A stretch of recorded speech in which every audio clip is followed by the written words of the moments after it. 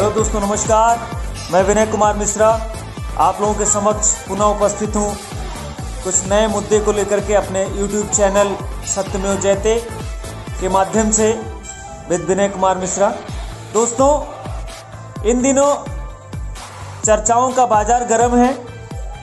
अभी तक चाइना का मुद्दा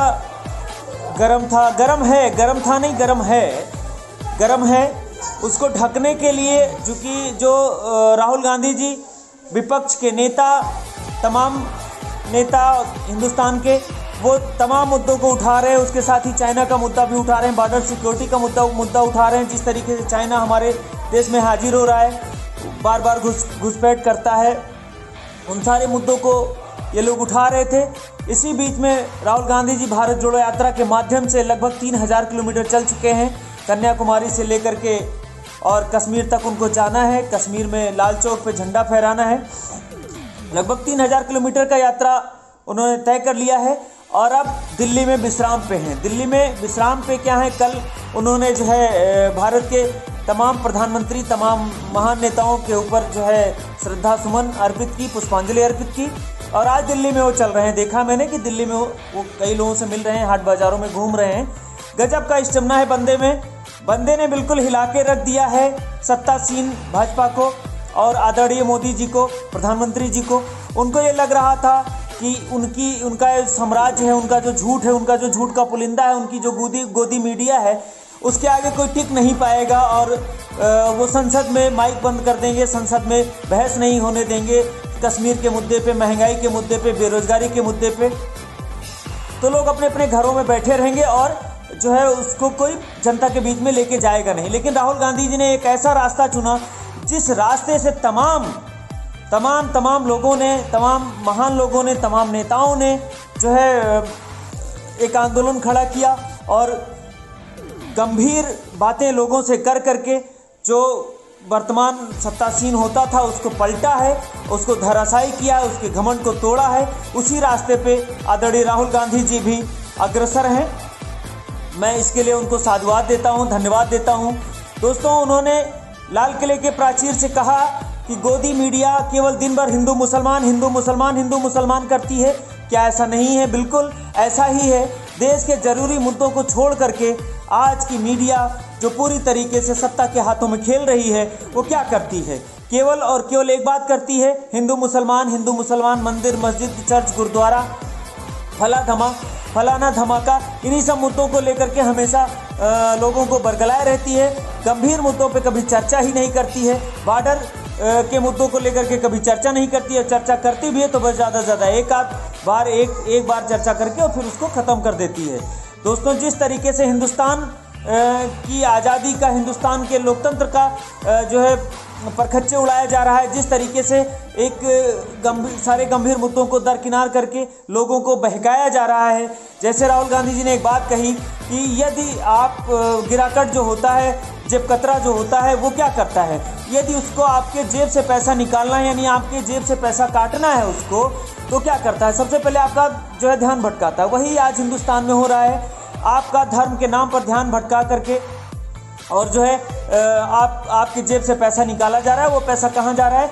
उद्योगपतियों के जेब में जा रहा है। हमारे देश के उद्योगपतियों को ये सरकार 10-12 है, उसमें से 2-3 तो प्रमुख है, एक तो विशेष प्रमुख है। उनको बैंकों से कर्ज दिलवाते हैं, कर्ज दिलवा करके सरकारी उपक्रम खरीदवाते हैं और सरकारी उपक्रम खरीदवा करके फिर उसको 2-3 साल में उसका लोन राइट ऑफ कर देते हैं, बट्टे खाते में डाल देते हैं। उनसे फिर वसूला नहीं जाता है। और देश के किसानों का ये हाल है कि जिन्होंने छोटा सा भी लोन ले लिया हो, किसान ने बैलगाड़ी का या केसीसी का या पंपिंग सेट का, उनके घर पे आरसी आ रही है। उनके घर पे पुलिस आ रहे हैं, उनके घर पे बैंक कर्मचारी आ रहे हैं, उनके घर पे इतने फ़ोन आ जाएंगे, इतने लोग इतना परेशान उनको कर देंगे कि वो बेचारे चाहे आत्महत्या करने पे मजबूर हो जाएंगे या फिर अपना खेत पात बेच करके उसको जमा कर देते हैं। लेकिन हजारों लाखों करोड़ रुपए जो उद्योगपति यहाँ से लेकर के भाग गए, उनके बारे में ये सरकार ना तो कोई बात करती है और ना उसका कोई ये हिंदुस्तान की इलेक्ट्रॉनिक मीडिया और प्रिंट मीडिया उस पर कोई बात करती है। बात करती है किस पे? हिंदू मुसलमान पे।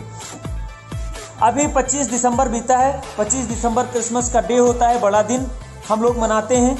और उसी दिन हिंदुस्तान के हिंदू तथाकथित हिंदू, सभी हिंदू नहीं, तथाकथित जो बने हिंदू हैं, जो केवल भाजपा के हिंदू हैं, उन्होंने उसी दिन तुलसी पूजन दिवस बना दिया। तुलसी पूजन दिवस जरा हमको बताइए आप, तुलसी पूजन दिवस क्या होता है? तुलसी पूजन दिवस नवंबर में ही होता है और कार्तिक में होता है, लेकिन वैसे अगर माना जाए तो तुलसी पूजन जो है प्रतिदिन किया जा सकता है।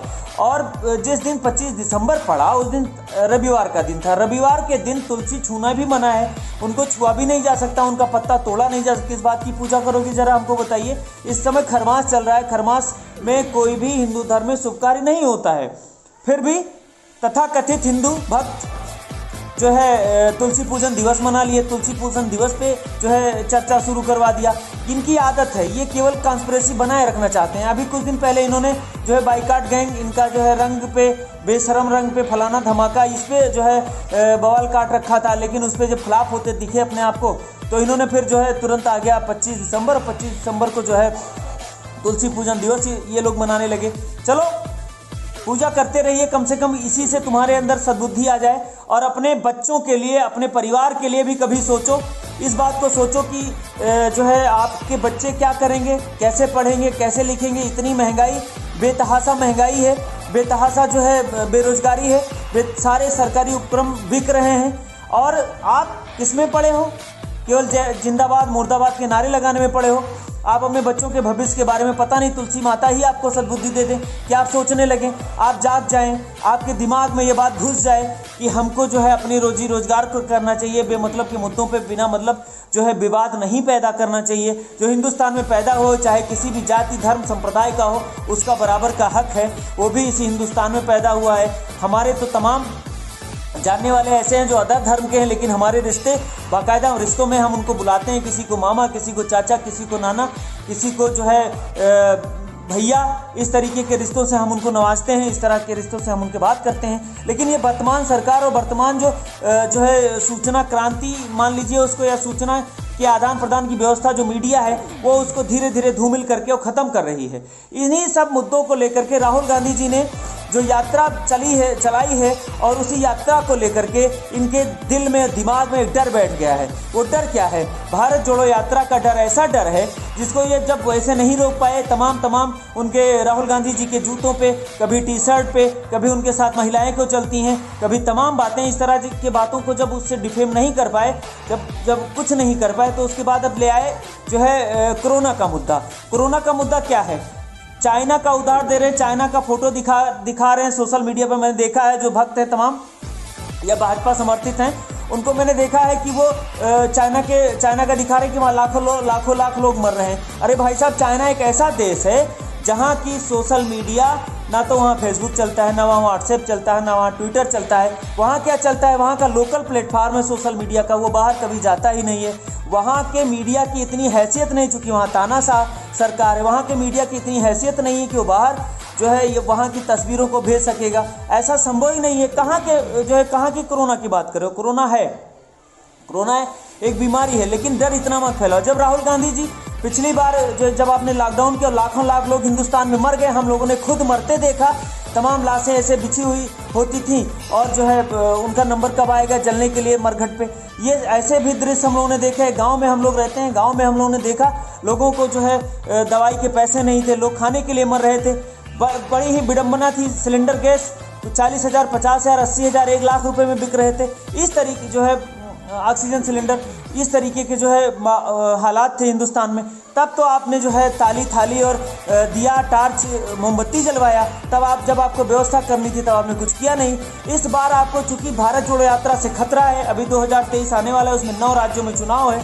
आपको ये लग रहा है कि भारत जोड़ो यात्रा से बहुत बुरी तरह आपका जो है पर्दाफाश हो रहा है, आपका जो है खेल खराब हो रहा है। आप जो हिंदू मुसलमान में लोगों को बांट रहे हो, उससे जो है लोगोग का ध्यान हट रहा है। अब लोग जुड़ रहे हैं, फिर से लोगों के दिलों में मोहब्बत पैदा हो रही है आपके जो है नफरत के बाजार में।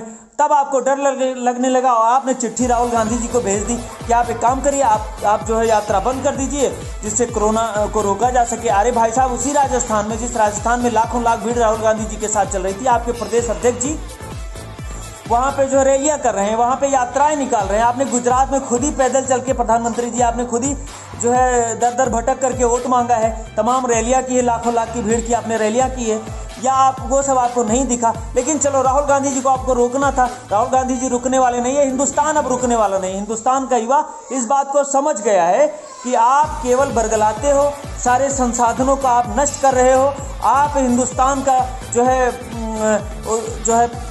एक निजीकरण कर रहे हो, जिसका खामियाजा हिंदुस्तान के हर व्यक्ति को भोगना पड़ेगा।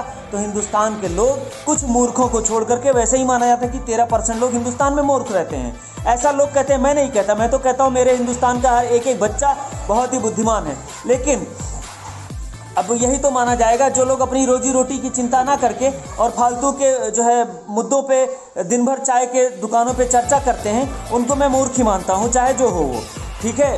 तो इन्हीं सब मुद्दों को लेकर के राहुल गांधी जी जब भारत जोड़ो यात्रा पे निकले तो आपके अंदर खलबली मच गई।